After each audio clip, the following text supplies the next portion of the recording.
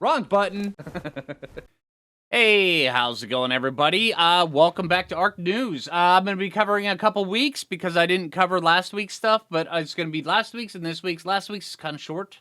Honestly, this one right here, it's, they're got the Rhyniognatha is the one that's being added in, and this is welcome to another edition of the Community Crunch. Spring is in still in full swing. Bugs are back in town, literally, and we are thrilled to reveal the Rhyniognatha dossier to the community.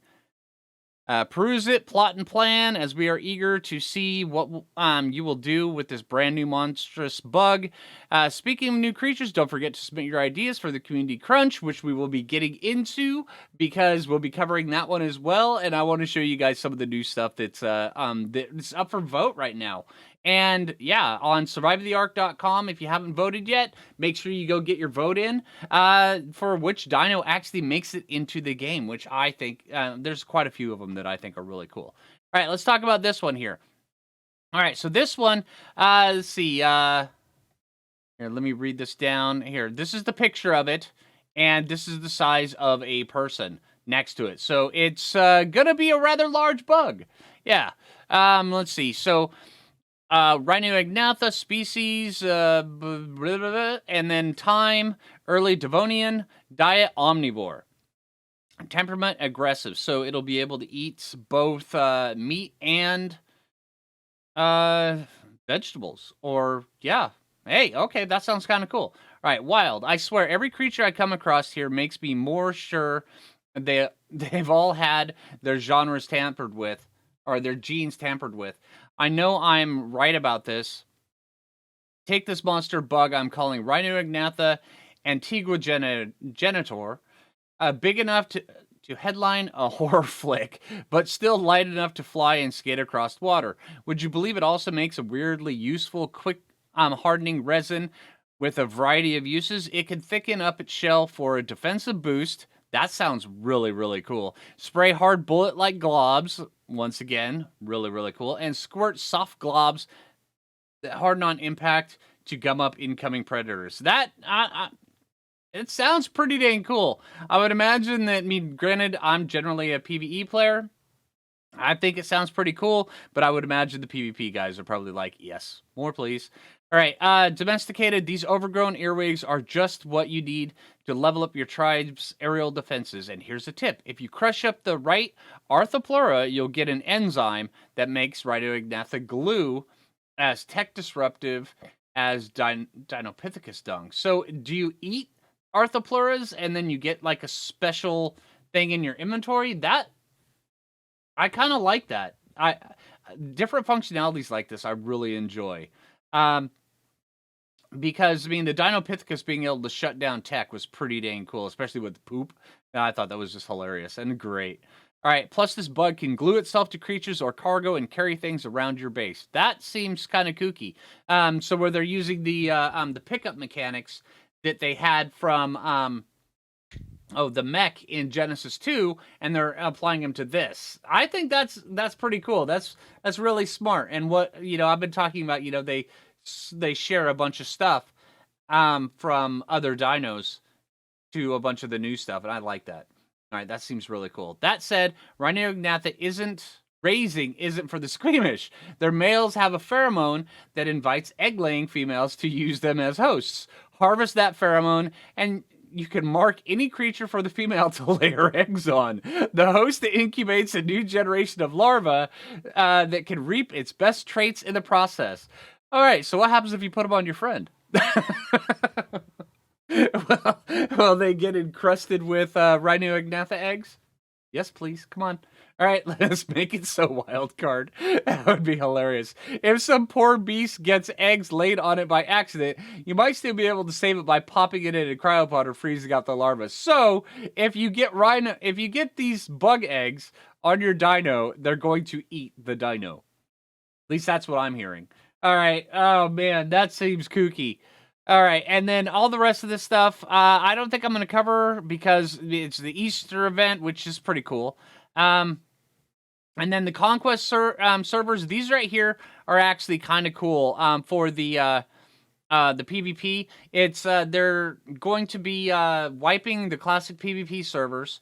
They're ending, and then they're opening up a new one, which is that has 3x XP taming and gathering, 3x breeding, hatching, and raising. No tribe limit. Tribe alliances are disabled. All right, although informal alliances are still allowed because there's really no way for them to police that. Servers have a maximum of 100 slots. The following tech engrams will be available. Are they reducing it? Is that what I'm saying? That does seem kind of cool. All right, and then the excluded maps is Aberration, Gen 1 and Gen 2, Extinction, and Fjordur. Okay. That seems kind of cool. All right, so they're just limiting some of the maps. That's neat. And then also, Extinction, the Excellent Adventure is out on Switch. Okay, that's cool. I like that. And then they have a, that ended on April 17th. Sorry about that. I'm a week late on the news. All right, well, let's cover over to the other one. All right, so apparently SurviveTheArk.com is having issues because I can't get this page to render in the regular dark mode that I always go with. So we've got white, we've got a little bit of buggy. It's fine. All right, so greeted with an awesome picture of an ice wyvern. That's pretty cool. All right, scroll down a little bit. All right, so welcome to another edition. It's been a blast to check out the most recent round of submissions, and we'll be covering those as well. And matter of fact, that's probably the majority of what I'm going to be covering.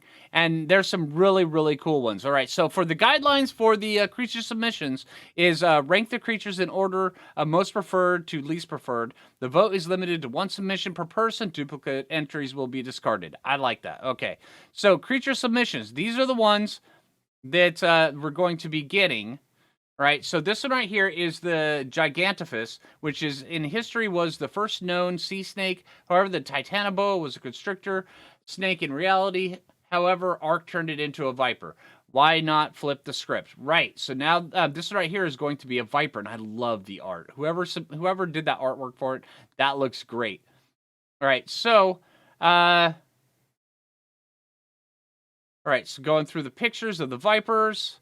All right, now this one right here is oxygen drain from constricted creatures can be toggled by radial wheel, either becoming lethal and killing the creature or being relaxed and only knocking them out. So this will be a torpor snake. Yeah, constrictor that you can knock things out with. I think that could be kind of cool. Honestly, as long as it's big enough that you can actually get on the back of it, would be kind of cool. If not, it'll be weird. You know, having to see if you're, throw your snake out and then see if it'll actually be able to fight something and then knock it out. I think that'd be kind of cool. Seems interesting. All right, let's head back on this one. All right, now the giant moa. All right, this one right here, I'm not too sure of. I mean, the fact that they've got, the artwork for this is great. All right, I like it. It's on Scorched Earth. It's got a saddle, a platform saddle on it.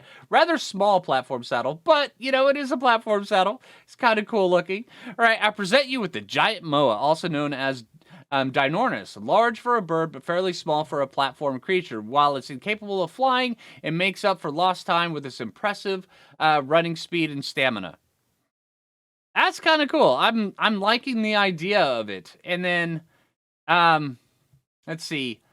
Pursers are much... Oh, I hope you like it. Here are a few reasons why I think you should vote for this creature. One, Pursers are pretty much the fastest platform creature on Scorched, and they are slow. It gives you something to do during sandstorms. I like that. Right? It takes using It saves using 1,000,000 torches to incubate wyvern eggs. Am I missing something that... Storms and harsh weather... Oh, and then you can incubate an egg inside of it. Oh, okay, all right. All right, no other creatures provide a weight reduction for eggs. That's cool. All right. And they went through the a bit to make a dossier. I like that. I like it when people go the extra mile. That's pretty cool. All right, so dossier wild. From a distance, the moa could easily be mistaken for its relative, the emu. Upon approaching it, though, it became clear that it was something much, much larger. I'd heard stories from about the giant moa as a kid, the tallest birds to ever walk the earth. All right, let's skip down to domesticated. I don't want to cover read all of these, just because the video is going to be take forever if I do. So, let's see. Domesticated. While the moa is relatively easy to befriend, as an adult, it doesn't seem to be capable of domestication. It pays no attention to whistles and is definitely not a fan of anyone attempting to climb up onto its back. Attempts to steal its eggs don't tend to go well either. The shell is so fragile that the slightest knock can cause it to shatter. The only successful domestication I know of was done by assisting the parents with defending and raising the offspring. Okay, that's a new taming mechanic. I love that. I'm not sure if Wildcard will be able to put that in, but if they do, that would be really, really cool. It seems well worth the effort, though, that things are built for this harsh environment. They are capable of running full speed through a sandstorm and will happily help incubate other species' eggs. Okay, I kind of like that. The moa is not aggressive until attacked. Once attacked, it will use its sharp peck and powerful kick to defend against the enemy. Alright, adult moas cannot be tamed. To acquire a tamed moa, the player must build trust with the parents, then claim its offsprings when reaching juvenile. I like that idea. That is a really cool taming mechanic. I think that's definitely one that's going to have to be higher up on the list for me. Alright, Bastion Beetle. Oh, no, we can't full screen that. Well, we could.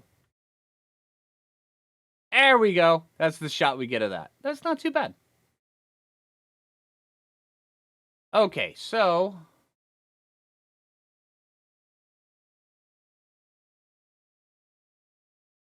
There we go. Perfect. All right, so before it goes to the previous submitter. Okay, all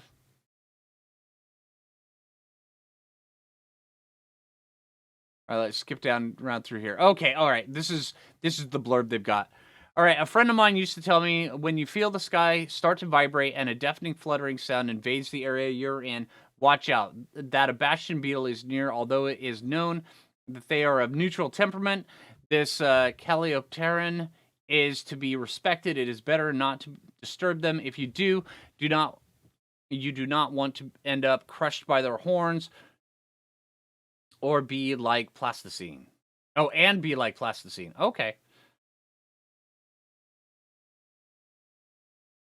All right, so tamed. Once it's yours, it will eat only wood, funka wood, cactus sap, tree sap, vegetable cakes. Also, it will be the first baby creature you put on your shoulder immediately. Only temporary because its growth will be slow. Okay. All right, shoulder larvae skills. Offer it organic polymer, and it will be an insect repellent that will help you in caves and tame insects. All right, so while it's in larva form, it'll have a separate function. I like that. The hatchlings give off a deep smell to the human nose that will help you not to fall asleep if you have torpor. Okay, that's interesting. The larva's acute. Remember to give it the caress if you wish. The larva of the Bastion Beetle, that sentence reads weird, will have a state of joy that will help the larva to grow faster to reach the pupa stage. To keep it happy, it must receive caresses for a certain time. Otherwise, its capabilities will be annulled and it will not have a benefit of fast growth. Okay, so you have to keep petting it. All right, that's kind of cute. Oh, I love this artwork right here. That's really well done. Whoever drew that, good job. All right, when it reaches the pupal stage, it will grow excessively where it needs a lot of attention and ample space. Because of this stage, it will start to grow a lot, and you will see sexual dimorphism. Okay, when at this stage, it is most vulnerable as it gives off pheromones to attract predators. Okay, I'm digging that. Also, if I tell you, mate, the Bastion will have a long maturation time to become an adult, almost matching the growth like the large mount. What can I tell you? Metamorphosis is not easy at all. That's kind of cool. All right. When it becomes a beetle, it will be able to feed on fruit and meat, as well as use it without a saddle. On land, it will be somewhat slow, but with one of the best weight reduction. In sand, the same. However, water is its worst enemy. Have you seen a non-aquatic beetle in the water? Right? All right, very clumsy. All right, so general abilities, ground flapping. On the ground, it will fling all small enemies around it, like spreading and flapping its wings like the wyvern. Aerial grab. While flying, he can grab medium and medium-large creatures.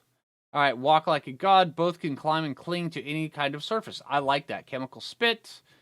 When threatened. Okay, harvest cactus sap like a god, buff. There's a lot of stuff they put in this one. I'm not sure if this one does get voted in, Wildcard will probably do their own stuff with it. But yeah, that's a lot of stuff. That one seems kind of cool. All right, let's speed this up a little bit. All right, I like this. This is cool. All right, so this one is more like the Uteranus, being a fully feathered, medium-large theropod. It would also have dramatic sexual dimorphism. Okay. All right, males sporting huge display feathers on their shoulders and elaborate patterns. All right. Let's see. Domesticated, well, wild, formidable claws, strong kicking legs, like this Allosaurus-sized theropod almost appears like an apex predator. I like that. His mate and clutch of eggs. Okay, short of the incredibly dangerous task of stealing an egg from the nest, it seems the best way to gain the trust of these parents is to lend a hand. Nestling individuals tend to get quite hungry, spending so much energy protecting their brood. So, if you see a nest out in the wild, you bring them food, and then you're able to you're either able to tame them or get an egg. I like that. I like that. That seems pretty cool. It makes perfect nursery aid as their natural protective nature extends to any egg or newborn. So if they see an egg, they're going to protect it. I like that. That's cool. All right, let's get to the next one. All right. The jumper. This one is just so cute. Yeah, this one is really, really cute. I mean, look at that. I mean, who doesn't like that? All right, yeah. That looks really, really cool. All right, so this is their submission. Said to have lived between 23 and 15 million years ago. All right, the abilities, cast nets. So it'll be able to throw nets. And it can latch onto things, which is really, really cool. Be able to crawl on walls, but at a more rapid pace. And locking on, which they're able to jump on things, grab them, and then just lock them. And then reduce their stamina. Trait, scary face. The spider was designed and thought to be evolving. And to be able to terrify larger than normal predators, make it incredibly useful tame for the bases, keeping your creatures better protected. That's cool. I like that. Trait ability, dance. The idea was that the males would be the ones that allow you to get close enough to tame them, while females will try to kill you if you do this. And when you find a male companion, he has the ability to dance when you find a female. That's neat. I love that. That would be a really cool concept for this. Honestly, I think this one right here might have my vote. Just because it's so cute, and they put a lot of time into that. I think that's great. Then again, all these guys put a lot of time into it. All right, so the Gorgonops. That looks scary. All right, so this right here in the wild, traveling the dunes of the desert, I never once thought I could come face to face. The one I remember was far larger than any of the fossil records.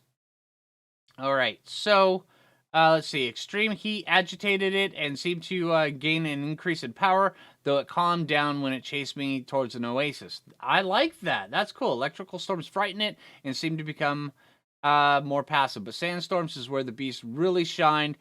Oh, have something that goes raging during a sandstorm? Wow, that would be intense. All right, so taming can only be tamed during a weather event, and the type of weather determines the method. While deathworms are its favorite food, dead or alive, other types of meat will suffice. Ordinary weather, it's solitary and won't attack unless provoked, unless there's a weather storm going on. It will then respond back with a roar, accepting your invitation, and press the beast with your skills, be they swords, guns, and your own two fists. That's interesting, right? What abilities? All right, so while riding it, the player receives increased heat insulation and reduced water drain, and will also receive no penalty from weather events. Okay. I like that. During normal weather conditions, be upper middle tier carnivore. Its main benefits would be aforementioned passive buffs. Okay. All right, so during heat wave, it would be more aggressive. Electrical storm, it would have greater speed and stamina. And during a sandstorm, you don't lose stamina. And then you get passive detection, which highlights nearby enemies, much like the tech helmet. I like that. That's a kind of cool one. It looks weird and funky, but, you know, I'm kind of digging it.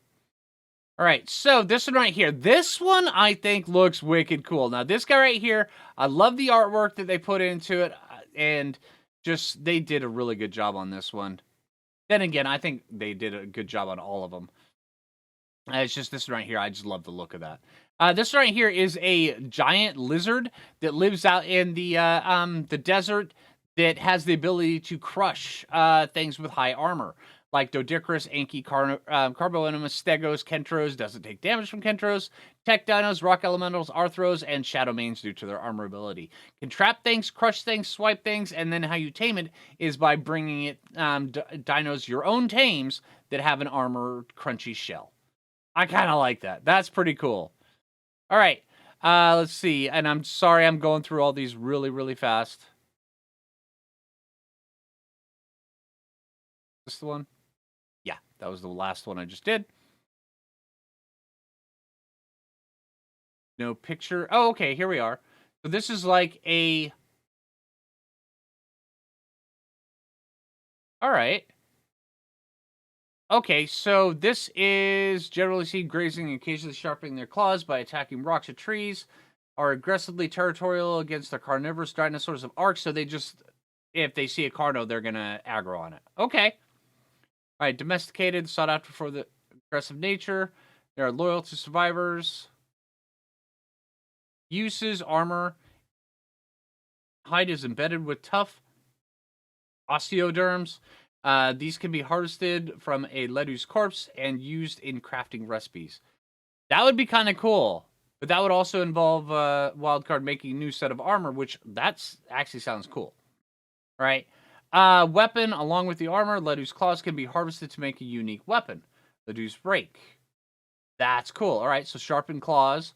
Attack keybind, which gives the only damage rocks after attacking X amount of rocks. You'll be able to sharpen your claws for 30 seconds. That's cool. All right, swipe attack. Regular swipe. Thunderclap is a stun attack. Interesting. And bleed. Oh, and also a tail attack. That's pretty cool. I'm kind of digging that. Yeah. That one's also a good one. All right. Armadillosuchus. Giant armadillo. What's not to like? All right.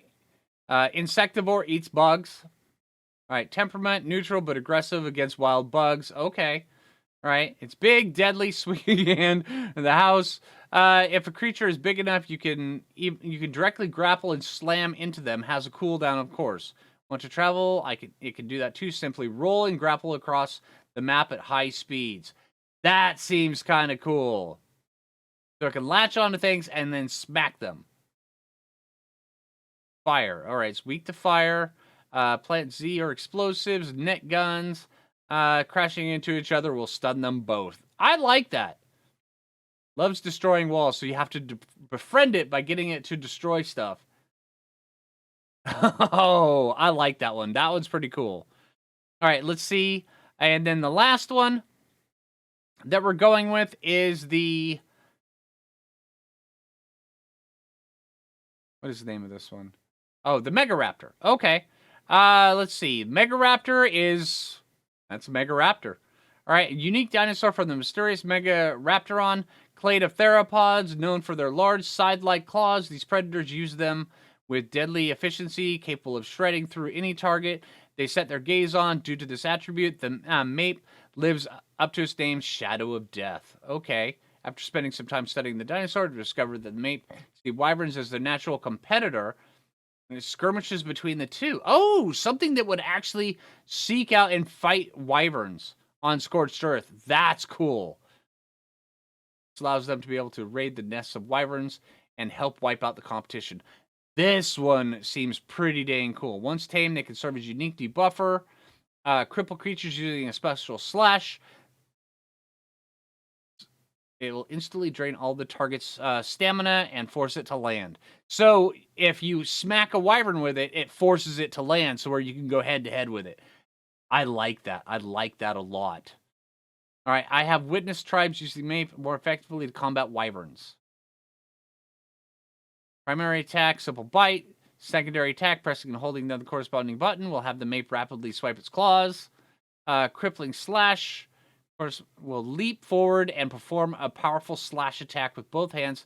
The attack will inflict a new unique buff called Crippling Wound.